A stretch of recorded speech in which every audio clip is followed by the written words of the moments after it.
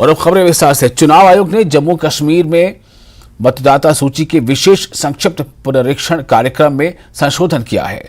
जम्मू कश्मीर के मुख्य निर्वाचन अधिकारी को भेजे गए पत्र में चुनाव आयोग ने उनके द्वारा कार्यक्रम में संशोधन के लिए भेजे गए प्रस्ताव को मंजूरी दे दी है। अब यह कार्यक्रम 27 मई को खत्म होगा। संशोधित कार्यक्रम के अनुसार दावे और आपत्तियां 5 अप्रैल से 6 मई तक दर्ज की जा सकती हैं। 15 मई तक दावों और आपत्तियों का निपटारा किया जाएगा। अंतिम मतदाता सूची 27 मई को प्रकाशित की जाएगी।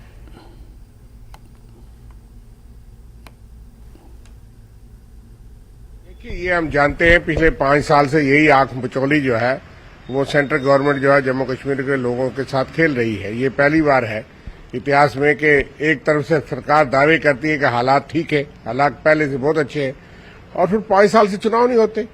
90 में जब हालात खराब हुए थे, गोलियों और बम्बों के बीच में भी हालात पूरे काबू नहीं थे, लेकिन उस वक्त की कांग्रेस सरकार, नरसिम्हा राव सरकार ने फैसला लिया कि हम आतंकवाद को जवाब देंगे यहाँ जमहूरियत को बहाल करके।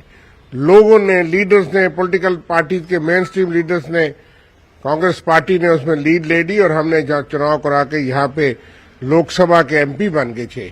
उसके बाद असेंबली के चुनाव हो गए और एक शिकस्त मिली आतंकवाद को, पाकिस्तान को, दुनिया को। लोग तो जमहूरियत में हिस्सा ले रहे हैं, तो इसलिए एक तरफ आतंकवाद के खिलाफ जंग थी, वो चलती रही, वो आज भी चल रही है, लेकिन दूसरी तरफ लोगों को जमहूरी अधिकार जो है वो हमेशा दिए गए।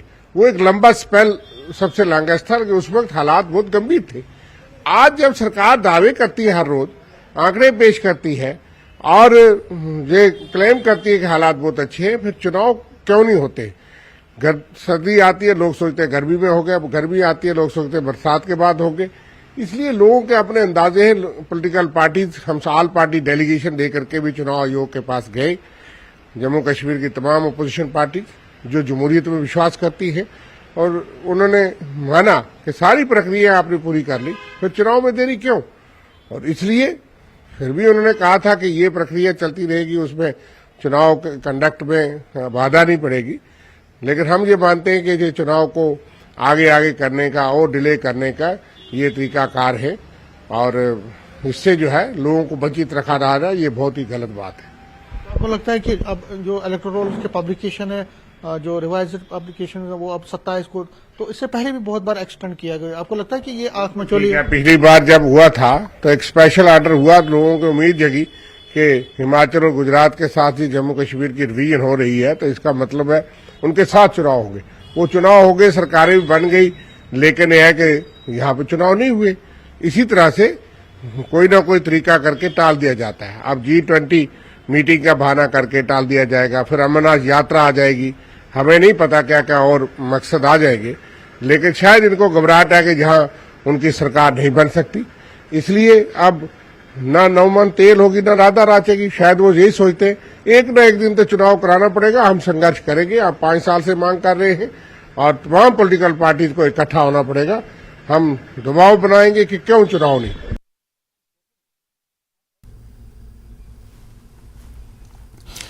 और इस खबर पर हम कोशिश करेंगे अपने नुमाइंदे समीर से कुछ बातचीत करने की।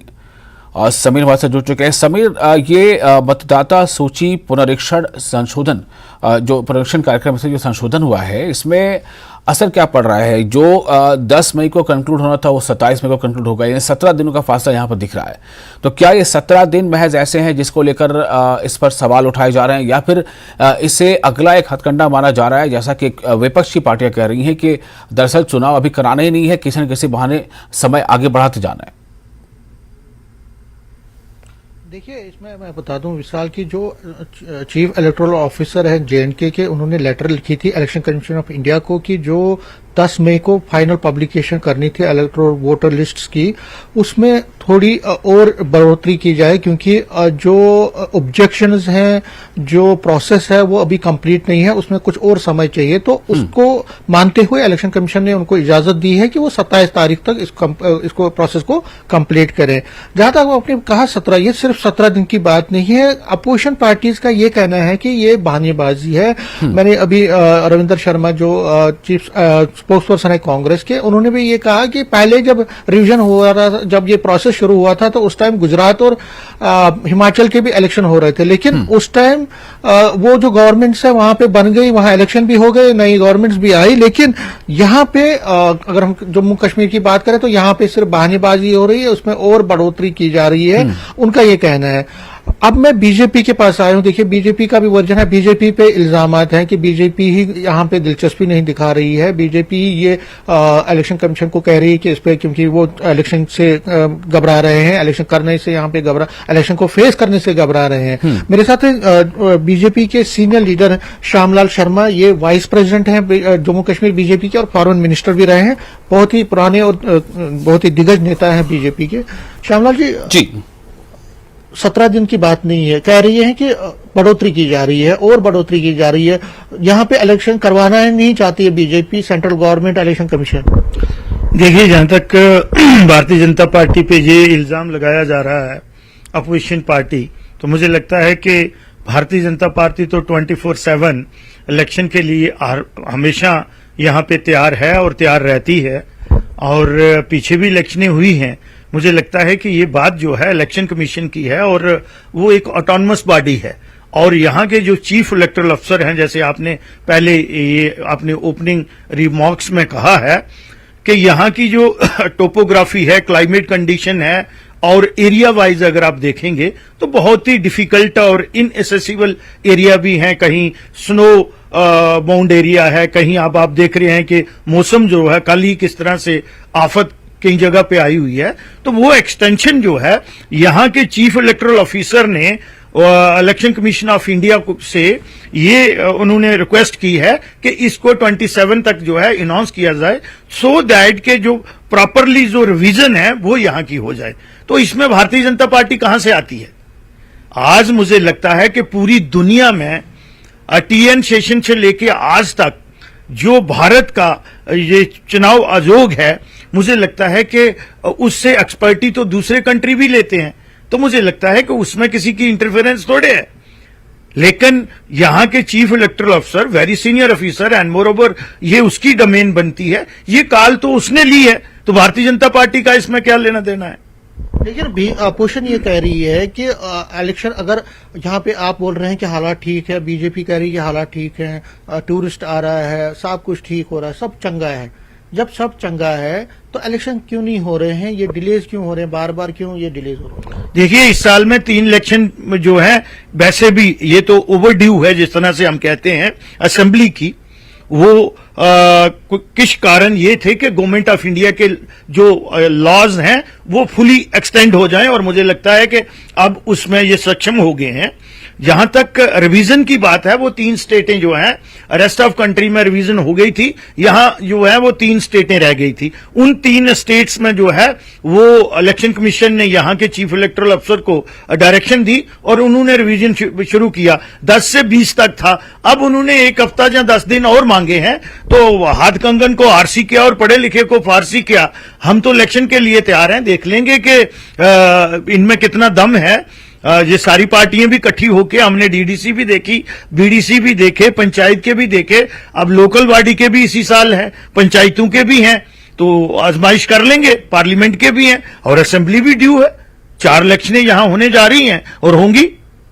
अपोजिशन कहते हैं कि आप यहाँ पे लोग आपसे खफा हैं, गुस्से में हैं, तरह तरह की चीजें वो कह रहे हैं कि बीजेपी इसीलिए चाहती है कि इसको डिले किया जाए, और जब उनको लगेगा कि आप उनके फेवर में कोई चीज है तो तब वो इलेक्शन करेंगे। नहीं, ये बात तो वो तब भी कहते थे जब गुपकार अलायंस बना था डीडीसी में, तो रिजल्ट सामने आ गए।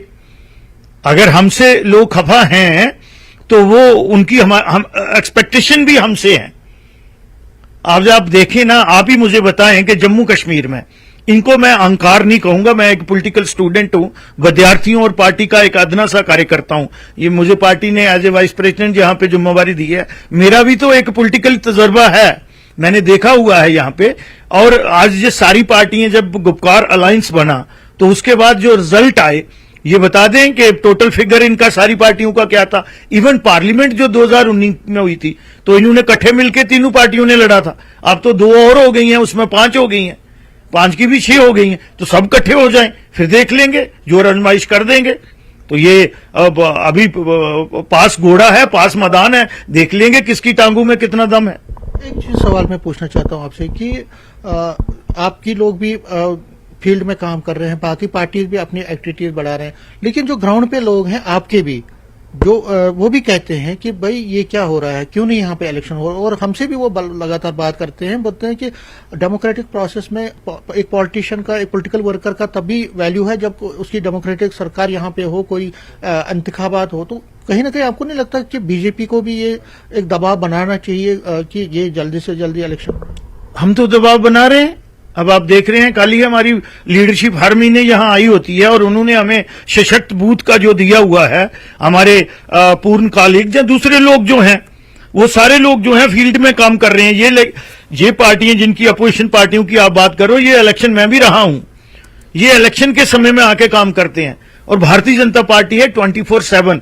मैं इस चीज से इत्तेफाक करता हूं कि लोग यहाँ के जो हैं, जम्मू कश्मीर के लोग जो हैं, उनका ये मानना है कि यहां जल्द से जल्द इलेक्शन हो और उसके साथ साथ जहां पे स्टेट भी जो है वो रिस्टोर हो। ये एडमिटेड फर्क है लोगों को डेमोक्रेसी में, वो हमसे भी ये बात करते हैं और तो हम भी अपनी लीडरशिप से ये बीजेपी बात का करते अपना हैं। स्टैंड इस पर साफ है कि बीजेपी का ये कहना है कि वो किसी भी सूरत नहीं चाहती कि चुनाव ना हो, बल्कि वो भी चाहती है कि चुनाव हो। और इसमें अगर चुनाव की तारीखें अभी नहीं आ पा रही, इसमें बीजेपी कोई हाथ नहीं, बल्कि इलेक्टोरल कमीशन है, चुनाव आयोग है, उसके लेकर ये बातें हो रही हैं। बहुत शुक्रिया आपका समय इस बातचीत के लिए। और इसी के साथ आगे बढ़ेंगे। मोदी सरनेम से जुड़े मानहानि केस में राहुल को आज कोर्ट ने क्या कहा, ये आपको बताएंगे छोटे से ब्रेक के बाद।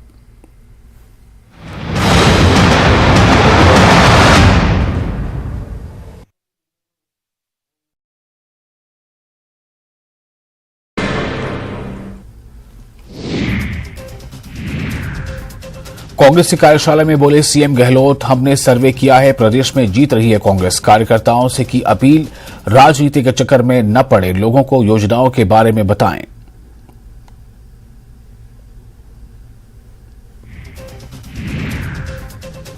सीएम गहलोत के फिर से सरकार रिपीट होने के दावे पर कांग्रेस सरकार के मंत्रियों ने भी खुशी का इजहार किया है। पीडब्ल्यूडी मंत्री भजन लाल जाटव ने कहा कि सीएम और एआईसीसी का सर्वे 100% सच है। गहलोत की सरकार फिर से बनने जा रही है। कांग्रेस के दावे पर बीजेपी उपनेता प्रतिपक्ष सतीश पुनिया का तंज, कहा मंगेरी लाल के सीन सपने देख रही है सरकार, रिपीट नहीं डिलीट करेगी जनता।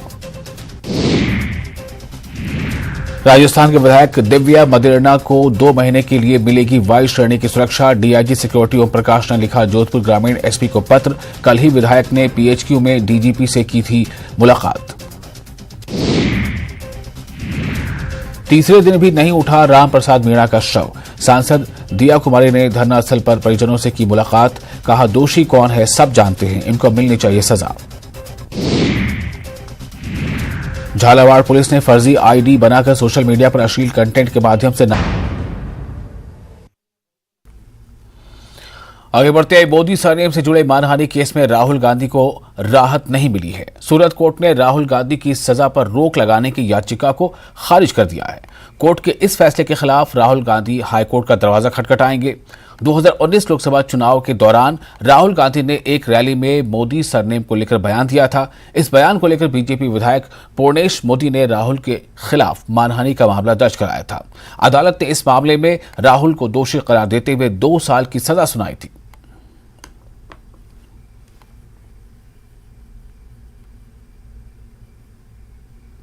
सूरत सेशन कोर्ट से राहुल गांधी को नहीं मिली राहत। सूरत सेशन कोर्ट में जो पहले फैसला आया था उसको चैलेंज किया गया था और कन्विक्शन को स्टे लगाने के लिए मांग की गई थी, लेकिन वहां से कोई राहत नहीं मिली। इसके मायने अगर आप देखें तो जो बंगला है पीछे, राहुल गांधी का जो सरकारी आवास हुआ करता था, 2004 में जब राहुल गांधी पहली बार अमेठी से सांसद बने थे तो ये बंगला उनको अलॉट किया गया था। सरकारी बंगला है और जो कि लुटियंस के अंदर सांसद बनते हैं तो उनको दिया जाता है। हालांकि उस समय उनके पास एसपीजी की सुरक्षा थी, तो ऐसे में इस हाई सिक्योरिटी जोन में ये बंगला दिया गया था। अभी की अगर बात करें तो अब उनके सामने जो विकल्प है, अभी बंगला खाली करना पड़ेगा। हालांकि बहुत सा जो सामान है यहाँ का, वो यहाँ से 10 दिन पर शिफ्ट कर चुके हैं और उम्मीद ऐसी जताई जाती है कि आज के फैसले पर अगर उनको स्टे मिल जाता कन्विक्शन पे तो ये बंगला खाली नहीं करना पड़ता। लेकिन चूंकि अब स्टे नहीं मिला तो ऐसे में ये जो सरकारी आवास है ये अब उनको खाली करना पड़ेगा और पार्टी के सामने विकल्प हैं या राहुल गांधी के सामने विकल्प हैं कि वो जो उसके सीनियर यूं कहे जो उच्च अदालतें हैं वहां पर जाके इस फैसले को चैलेंज कर सकते हैं। वीडियो जर्नलिस्ट मुनमुन के साथ रवि सिसोदिया, न्यूज 18 दिल्ली।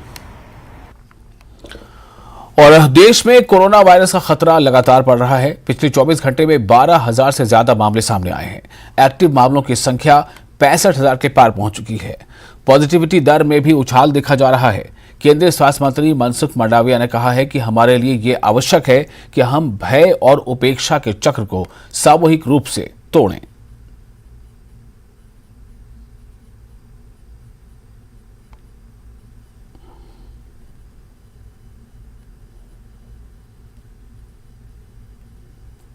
देश में कोरोना के मामले लगातार तेजी से बढ़ते जा रहे हैं। बीते 24 घंटों में 12,000 से ज्यादा मामले सामने आए हैं, जिसके बाद एक्टिव संख्या 65,000 के पार हो गई है। तो एक्टिव संख्या में भारी उछाल देखने को मिला है और जो नए केसेस आ रहे हैं उसमें भी काफी उछाल देखने को मिला है। वहीं दिल्ली की बात की जाए तो दिल्ली में भी लगातार मामले बढ़ते जा रहे हैं। बीते 24 घंटों में 1700 मामले जो हैं वो सामने आए हैं। मौतों का जो आंकड़ा है वो भी लगातार सामने आ रहा है। तो अब कहीं ना कहीं ये कह सकते हैं कि कोरोना पैर बसार रहा है और बहुत ज्यादा जरूरी हो गया है कि कोविड एप्रोप्रिएट बिहेवियर का पालन किया जाए, ज्यादा से ज्यादा ध्यान रखा जाए। और अब जिस तरीके से एक्टिव संख्या जो है लगभग बढ़ती जा रही है, तो अब लोगों को जो है वो अपनी जिम्मेदारी समझकर कोविड प्रोटोकॉल का पालन करना चाहिए। कैमरामैन प्रकाश के साथ फराह खान, न्यूज 18 दिल्ली। और आइए आपको सीधे लिए चलते हैं प्रेस कॉन्फ्रेंस में। संबित पात्रा बीजेपी के सीनियर स्पोक्स पर्सन केवल हिंदुस्तान में ही नहीं, विदेशों के माध्यम से दूसरे देशों से हिंदुस्तान के खिलाफ स्टेटमेंट जारी कराने का काम भी कांग्रेस के कार्यकर्ता रह रह के करा रहे थे। एक इकोसिस्टम पूरी की पूरी इंडिया की जुडिशियरी के खिलाफ लग गई थी। और आज जब यह जजमेंट आया है, मैं कहूंगा this is the victory of the common people of India. यह साधारण जनता के लिए तो विजय का उत्सव है ही, पिछड़े वर्ग के लिए विजय का उत्सव है ही, ये न्यायपालिका के लिए भी एक बहुत बड़ा विजय है। क्योंकि जिस न्यायपालिका के खिलाफ सड़कों पर आंदोलन करके मोबिलाइजेशन करने का काम कांग्रेस पार्टी कर रही थी, आज उसी न्यायपालिका ने कहा कि आप कितना भी दबाव या प्रेशर की राजनीति हमारे ऊपर करने की कोशिश कर सकते हैं, मगर we don't buckle under pressure. आपके प्रेशर टैक्टिक्स के कारण, आपके दबाव की राजनीति के कारण न्यायपालिका झुकती नहीं है। जो अन्याय है वो अन्याय है। इतना ही नहीं, आपने देखा था उनके जो नेता हैं कांग्रेस पार्टी के, राज्यसभा के अंदर कई बार के सांसद रहे हैं, प्रमोद तिवारी जी, वो तो 2 कदम आगे निकलकर और कह रहे थे कि ये तो गांधी परिवार के लड़के हैं। ये राहुल गांधी केवल साधारण मनुष्य नहीं है, ये साधारण हिंदुस्तानी नहीं है, ये तो गांधी परिवार का सदस्य है, उनके नाम में गांधी लगा हुआ है, इसलिए the law should treat him differently. कानून इनको भिन्न करके इनके साथ वर्ताव करना चाहिए था। न्यायालय को इस प्रकार 2 वर्ष का जेल नहीं सुनाना चाहिए था, क्योंकि ये राहुल गांधी हैं। ये कोई और होते तो ठीक है भैया, तुम 2 साल के जेल में जाओ, हमें क्या जा रहा है, मगर राहुल गांधी हैं, इसलिए गांधी परिवार के लिए एक दूसरा मानदंड हो, गांधी परिवार के लिए कानून दूसरी परिभाषित हो। There should be a separate law for the Gandhi family. यहां तक डिमांड उनके मेंबर ऑफ पार्लियामेंट ने किया था, प्रमोद तिवारी जी ने किया था। यह पब्लिक डोमेन में मौजूद है। और आज के इस जजमेंट से एक बात स्पष्ट होता है,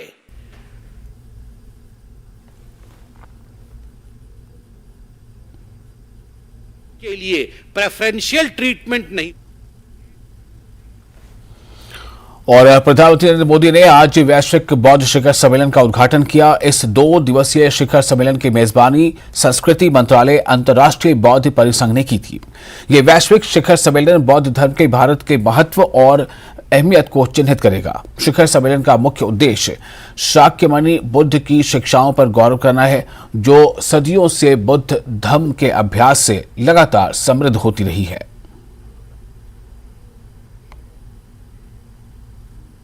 फाउंडेशन बांग्लादेश,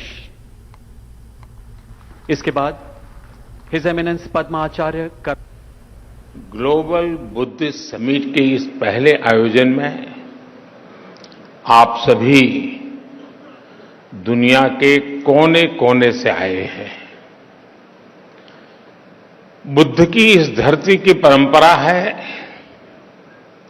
अतिथि देवो भव, अर्थात अतिथि हमारे लिए देवता के समान होते हैं। लेकिन भगवान बुद्ध के विचारों को जीने वाले इतने व्यक्तित्व जब हमारे सामने हो तो साक्षात बुद्ध की उपस्थिति का एहसास होता है, क्योंकि बुद्ध व्यक्ति से आगे बढ़कर एक बोध है, बुद्ध स्वरूप से आगे बढ़कर एक सोच है, बुद्ध चित्रण से आगे बढ़कर एक चेतना है और बुद्ध की ये चेतना चिरंतर है, निरंतर है। ये सोच शाश्वत है, ये बोध अविस्मरणीय है। इसलिए आज इतने अलग अलग देशों से, इतने अलग अलग भौगोलिक सांस्कृतिक परिवेश से लोग यहां एक साथ उपस्थित है, यही भगवान बुद्ध का वो विस्तार है जो पूरी मानवता को एक सूत्र में जोड़ता है। हम कल्पना कर सकते हैं दुनिया के अलग अलग देशों में बुद्ध के करोड़ों अनुयायियों का ये सामर्थ्य जब एक साथ कोई संकल्प लेता है तो उसकी ऊर्जा कितनी असीम हो जाती है। जब इतने सारे लोग विश्व के बेहतर भविष्य के लिए एक विचार के साथ काम करेंगे तो भविष्य निश्चित रूप से भव्य ही होगा। और आगे बढ़ते हैं। शिमला नगर निगम चुनाव में बीजेपी ने उत्तर प्रदेश से विधायक श्रीकांत शर्मा को प्रभारी बनाया है। राष्ट्रीय अध्यक्ष जेपी नड्डा ने उनकी नियुक्ति की है। श्रीकांत शर्मा का शिमला पहुंचने पर पूर्व मंत्री सुखराम चौधरी ने शानदार स्वागत किया। श्रीकांत शर्मा का चुनाव के दौरान रुकने का कार्यक्रम है। नेता प्रतिपक्ष जयराम ठाकुर के कोरोना संक्रमित होने के बाद बीजेपी थोड़े संकट में है और प्रचार की कमान कौन संभालेगा, इसे लेकर मंथन चल रहा है।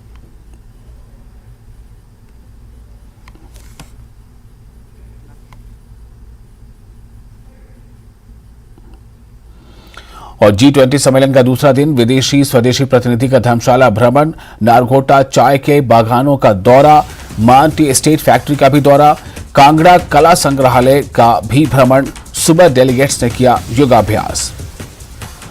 तो आज जैसा कि आप सबको पता है G20 सम्मेलन का आज दूसरा दिन है जो हिमाचल प्रदेश के कांगड़ा जिले के धर्मशाला में आयोजित है। और आज दूसरे दिन जितने भी प्रतिनिधि हैं, विदेशी हों या स्वदेशी, वो तमाम प्रतिनिधि आज धर्मशाला के भ्रमण पर हैं।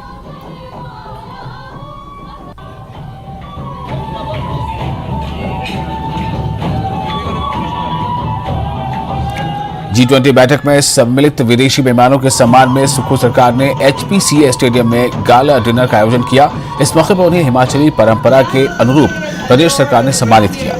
कृषि मंत्री प्रोफेसर चंद्र कुमार ने डेलीगेट्स को उपहार भेंट किए, जिसमें सरकार के डेलीगेट्स को हिमाचली टोपी, शॉल के अलावा कांगड़ा पेंटिंग्स देकर सम्मानित किया गया। वहीं उन्हें pine needle year rings, Kinnauri flower coaster और देवी संस्कृति के प्रतीक मोहरों के साथ ही हिमाचली हस्तशिल्प उत्पाद ट्वीड टोड बैग और जूट मैट उपहार में दिए गए।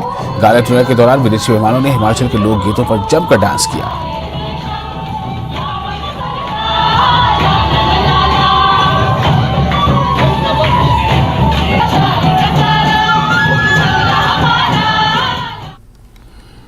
और इसी के साथ इस बुलेटिन में फिलहाल इतना ही। आप बने रहे न्यूज़ 18 जम्मू कश्मीर लद्दाख हिमाचल के साथ।